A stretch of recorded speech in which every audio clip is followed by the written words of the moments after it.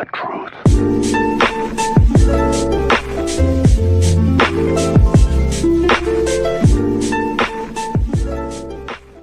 AD, starting with the top, the debut, did it live up to the moment that you hoped and expected? Oh, for sure. I mean, we got the win. We couldn't ask for nothing better, especially the first home game. Great crowd, great atmosphere. Was able to get a win in front of our fans. What was the discussion like between you and Frank at halftime before you went in at center? He told you we had a discussion? I think he said. Oh, or maybe okay. it was. He said he talked to you. He did. Oh, yeah. Okay, just making sure. Yeah, I mean, in the last, I think maybe 3 minutes in that second quarter, we had me at the 5, and we were just running pick and rolls, and had Rudy kind of, just oriented on what he was doing, and Bron was swinging downhill, and I was rolling hard to the basket, so it was a tough cover for Utah, and we found the guys on the weak side as well, shooters. So just thought that we'll be more effective with me at the 5, playing that way to be able to win this game. And we did in the third quarter, created a lead. They were able to get the win. I know you guys didn't like how on Tuesday the offense dictated the defense a bit, but there in that first half, you shot 35% as a team, yet the defense didn't lack. What stood out to you about that end? We just knew we had to do it defensively. Obviously, Kawhi and Lou Will kind of hurt us, especially with action they run with them at the top of the key, and Mike and Donovan Mitchell tried to do it tonight, and we just tried lay our hats on defense. We want to be a defensive-oriented team, and guys came in and was pesty today, and we just tried to do a good job of protecting the rim as well. Biggs was up, guards was into the ball, so we did a great job on both sides, guards and Biggs tonight. Eddie, was this kind of exactly what you guys want out of Dwight? Yeah, I mean, he did a great job offensive rebound, getting us second shots. We think that he's gets picked on a little bit, but we try to tell him next play mentality. He came in and played huge minutes for us. He did a great job. So, anytime we can get big minutes out of Dwight, it's always helpful for us. At the outset of camp, Vogel and some of you and your teammates were talking about wanting to be the aggressors, wanting to be the team setting the tone physicality-wise. Did you feel like you guys accomplished that tonight? Yeah, I think we took it to them tonight. Like I said, we were the aggressors, especially on the defensive end, and we were able to do that. We hold a team like that to 86 points, a team who could score the basketball. So, like I said, we try to lay our hats on defense, and the more we can come out and punch guys in the mouth defensively, it help us offensively where we're able to run and, get quick strike offense, get easy buckets, so that way we're not coming down and fighting the clock every time or have to run a set. We are our best when we get out and running. Last two questions. Was both you and LeBron trying to throw one down on Rudy an example of that, the aggressive nature you were bringing to the night? Our game plan was, go in there and attack, and he had an opportunity to be aggressive and go to the rim, explosive, and I did as well. And we just tried to make sure either it's going to be a bucket or a foul, and we got fouled twice. Frank talked about the give and take of playing you at the 5. How much time are you comfortable spending at that position? And I guess is it easier to embrace that win? Like I said, I mean, if it makes sense, then obviously I don't mind doing it, but and it made sense tonight. But coach is very smart, and we're gonna pick and choose when he wants to play the 5, and it might not be all game like it was just the second half, tonight, or really just the third quarter. To play the 5, and we were able to accomplish some great things out of it. So anytime we can do that and it helps the team, then I'm all for it.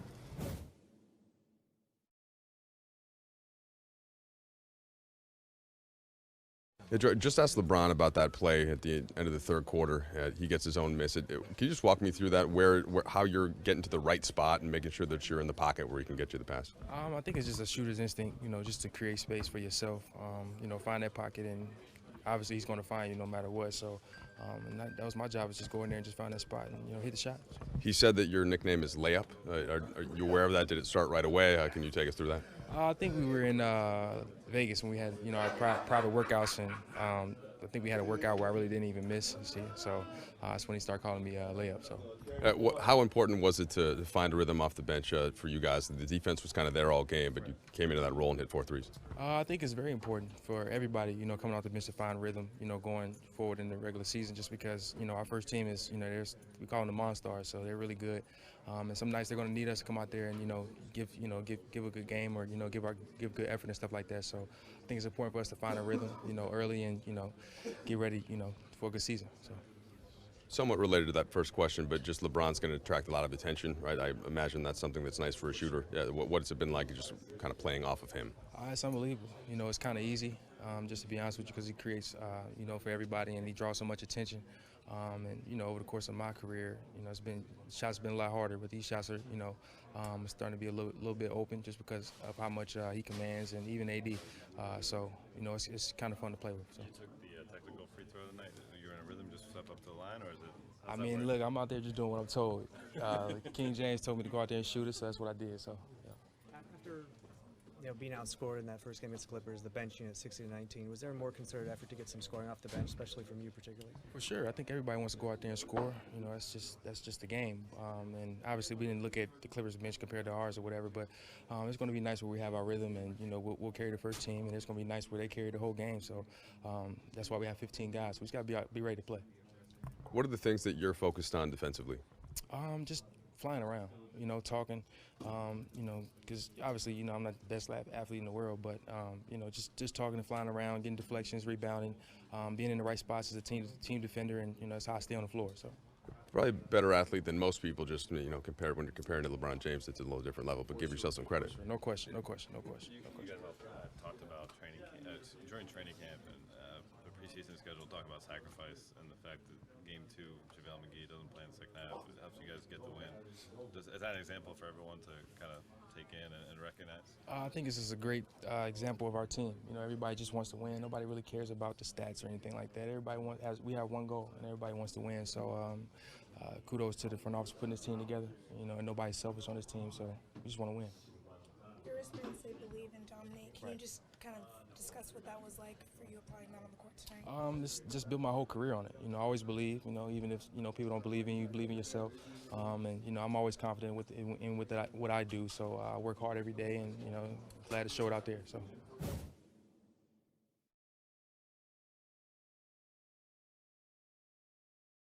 LeBron, it's not too often you see a team change a lineup at halftime with a lead. What did you think was behind that decision? Obviously, it worked out well, but what did you guys talk about at halftime, and how did you think it played out? We really didn't talk much about halftime. Coach said that he wanted to make a switch. He was starting AC and bring another ball handler in and putting AD to the 5. So AC got warmed up, and we went out there and tried to execute. Talked about part of that is bringing Gobert out of the paint. Does that open things up for you to an extent if you can get him out and just ability to get in the paint and create? I started to get more in the paint in the second quarter, even before we made the switch. Just trying to put some pressure on the defense, on the defense, and I plan on doing that in the second half.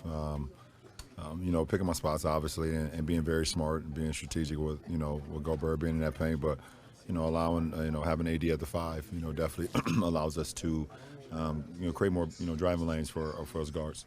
Defensively, a lot of turnovers forced, a lot of blocks, a lot of steals. What was behind the defensive effort, and was that what you guys were looking for? I mean, that's who we are. That's our defensive staple. We want to be that every single night, being able to hold teams under their averages, and we thought we did a poor job against the Clippers in the opener. They had 112, and then they ended up with 140 something last night. So. But we want to continue to just get better and better with our defensive strategies, with our game plan, and then just execute that. What does that second ball handler allow you to do in that second half when they come out with Caruso? Well, it allows me, I don't have to handle the ball, throughout the initial action or throughout the whole possession. With AC out there, when Quinn's out there as well, allows me to play off the ball a little bit. I still handle it, a lot, but I don't have to handle it as much, and I'm able to get into my spots and, play a little bit more in the low post, where I'm very dynamic down there, being able to have a triple threat, being able to find my guys, find my shot as well, and just make the defense shift a lot. Was that a conversation that Frank mentioned that he had talked to AD before having him move to the 5? for the second half, start of the second half? Was that a conversation? I'm not asking about that, but No. I'm asking when he decided to bring in Alex. You were part of the reason for that. Is that a conversation that you guys had? No, it wasn't a conversation. I just think it's just basketball minds. You know, bringing another ball handler, and also being able to bring Gobert out of the paint by having AD at the 5. So just coaching staff just seeing what they felt like was best for the team at the time, and I give a lot of credit to JaVale being able to accept that as well.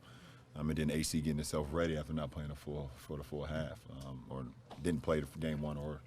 So a game and a half, and but he stays ready. Sometimes you feel the game out. Tonight, though, it seemed like whenever you got Ingles or O'Neal on you one-on-one coverage, it was all attack aggression. Is that recognizing the matchup in the moment, or is that coming into the night with a certain type of matchup? No, actually I didn't. Early on in the game, I felt like I was a little passive. I felt like I was trying to read the defense a little bit too much instead of just being my normal self, being able, just kind of, playing read and react game instead of overthinking it. Once I saw the game kind of slowing down a little bit, I felt like it was, it was a need for our team to get in the paint a little bit more. Try to get into the crevice of the defense, being able to either find myself a shot or find my shooters or some of our bigs rolling to the rim. So, I was able to be more strategic, from the second quarter on. LeBron, end of the third quarter, you missed the free throw, get your own miss. At what point do you see Troy, who'd been in a nice rhythm at that point, and how do you make sure to get on the ball there? Well, I felt my free throw was a little long, and so I was able to regain the possession off offensive rebound. I looked at the other shot clock. I seen I had about 6 or 7 seconds, and once I saw that, I was just locating anyone that was open. And one of the best guys for us that could be open at that point in time would be Troy. He's a laser guy, a knockdown shooter, and he was able to get a pump fake, get a dribble, and then knock it down. I asked Anthony about the same thing. What does it say about the fact that both of you guys attacked Rudy Gobert trying to dunk it on him? What does it say about the team's aggressive mindset tonight? I don't know. We're aggressive players no matter what. We have the ability to play from the perimeter, the ability to play in the paint, but for me, personally, it doesn't matter who it is. If I have an angle, I'm going to definitely try to make a play either at the rim or being able to, finish around a defender. So I had to switch with Rudy, and he gave me an angle, and I just tried to take it up top, and I got fouled. You had Last two Danny come questions. out in the season opener and hit all those threes. Troy tonight. What has it meant to have those guys who can really get hot and are veteran shooters? It's the luxury of our team to be able to have players that can come in and pick it up. No matter what's going on throughout the game, we have the depth, and that's what we've been talking about. And especially when Rondo comes back, especially when Kuz come back, we add more to our depth. So to see TD come in and give us a spark off the bench, it was needed. You have a nickname, Dead Shot, for Danny. Is there a nickname for TD? Yes, his name is Layup. Every time he shoots a 3, it's a layup. Yep, appreciate it.